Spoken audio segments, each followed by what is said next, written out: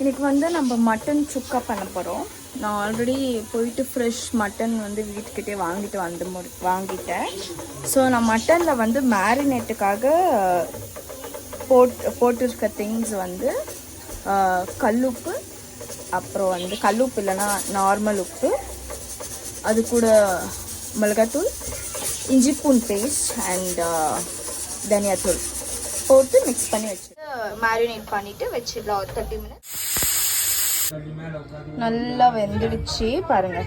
நெய் அப்புறம் எண்ணெய் போட்டுக்கணும், ப்ரௌன் ஆட்டும். அப்போ தான் வெங்காயம் வந்து அவ்வளோவா மசாலா எல்லாமே நம்ம போட்டாச்சு. நான் எல்லாமே கொஞ்சம் போட்டிருக்கேன், ஏன்னா மேரினேட் கூட நான் மசாலா போட்டிருக்கேன். ஸோ இப்போ எல்லாமே கொஞ்சம் மசாலா போட்டு நல்லா கலரி விட்டுக்கலாம்.